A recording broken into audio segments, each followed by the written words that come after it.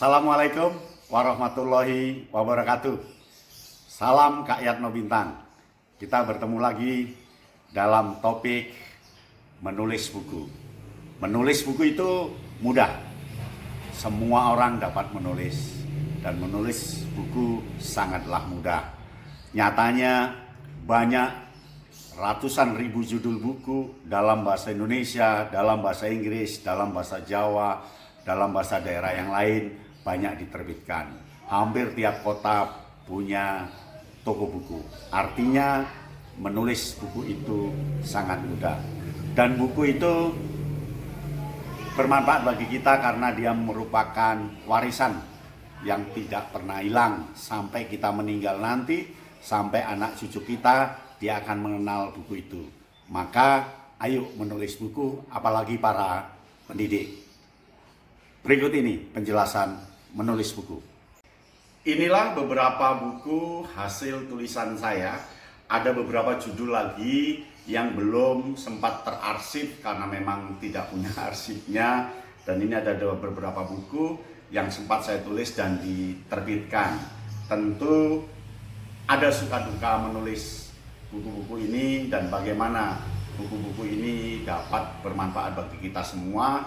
Dan yang paling penting buku ini adalah warisan tinggalan kita.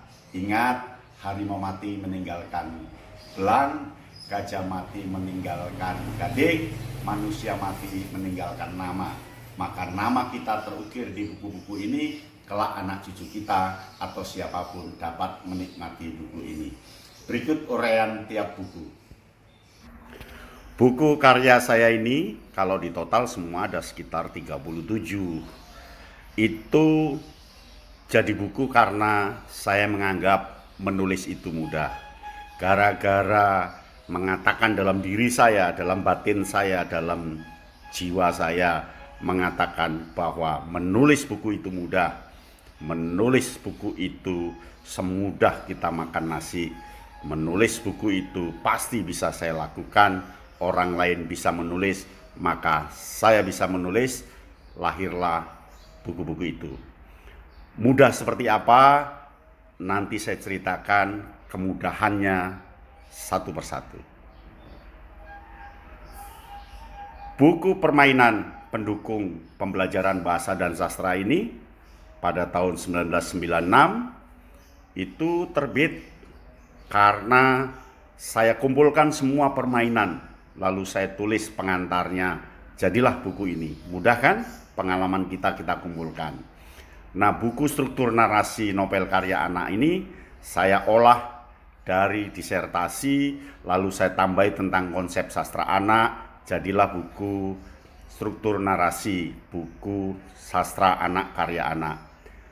Metode kepramukaan ini langkah ketiga, yaitu buku yang saya lakukan berdasarkan perenungan dan penerapan langsung metode kepramukaan dalam dunia kepelatihan yang secara nyata. Kemudian buku ini adalah Mbok Siti Guru Inovatif. Itu buku kumpulan tulisan yang saya tulis di blog garduguru.blogspot.com. Lalu saya himpun menjadi 98 tulisan tentang guru inovatif yang bersumber dari seorang mbok. Lalu berikutnya adalah buku menjelajah pembelajaran inovatif. Ini ditulis karena ada isu yang menarik pada saat itu tentang inovatif. Maka saya menulis inovatif. Lalu ini adalah buku kumpulan puisi. Di perjalanan saya sering menulis puisi, di rumah menulis puisi, karena sudah banyak saya kumpulkan. Jadi buku tidak sehari jadi. Lalu ini buku tentang bagaimana membina penegak dan pandega. Karena saya juga sehari-hari membina penegak pandega, ada permintaan penerbit, maka saya menulis dengan teman dari Lampung, Kak Afif. Ini buku prosa moral hitam dan putih. Buku ini adalah perenungan dari perkuliahan di S2 dan dari tesis saya olah menjadi buku prosa moral hitam putih. Terampil Kepramukaan ini buku pengalaman-pengalaman bagaimana tali temali, pioneering, penjelajahan dalam dunia kepramukaan yang pernah saya alami dan saya tulis bersama dengan Kak Rum untuk menyelesaikan buku itu. Nah, ini buku tentang menjadi guru hebat. Itu saya sarikan dari tulisan-tulisan kecil di blog. Jadi menulis itu jangan sekali jadi, susah. Pelan-pelan masukkan di blog dan kita tidak punya keinginan jadi buku, tapi lama-lama akan jadi buku ketika kita himpun jadi satu. Ini buku ensiklopedi tentang penegak dan pandega karena banyak orang tanya tentang istilah-istilah yang dalam pramuka penegak seusia SMA dan mahasiswa, maka saya menulis tentang ensiklopedinya. Kemudian ini buku tentang Gerakan Pramuka Ayo Bergerak. Ini kumpulan-kumpulan tulisan kepramukaan singkat yang hanya 5 paragraf, 6 paragraf, 7 paragraf. Lalu saya himpun menjadi sebuah tulisan dan buku ini buku persembahan saya untuk peserta Karang Pamitra Nasional pada tahun 2018 yang lalu. Lalu ini buku Jejak Sukses Gugus Pandi Pramuka di Jawa Timur. Jadi kita akan melihat best practice di Gudeg-Gudeg dan ini buku permintaan Kuartir Daerah Jawa Timur. Lalu saya membentuk tim dan saya menulis bersama-sama tentang jejak sukses Gudeg itu. Ini buku tentang Lebak Harjo. Buku ini ditulis karena kami tim langsung berada di Lebak Harjo, melakukan observasi langsung, tidur di sana, lalu pulang membawa tulisan yang otentik. Jadi syarat mudahnya adalah menulis otentik. Ini buku-buku yang sempat saya lahirkan dengan cara sangat mudah.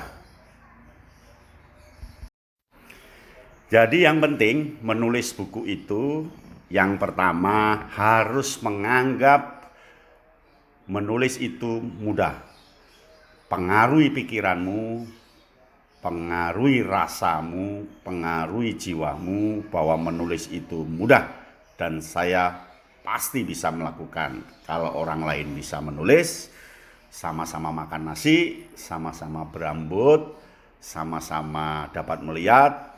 Kalau mereka bisa menulis, saya juga harus bisa menulis. Itu yang pertama. Yang kedua, tidak boleh berambisi harus jadi, harus terbit, harus jadi. Akhirnya nanti gelo, nanti tidak enak badan ketika tidak terselesaikan. Mulailah dari yang terkecil, dari yang termudah. Anggaplah itu sebagai hobi.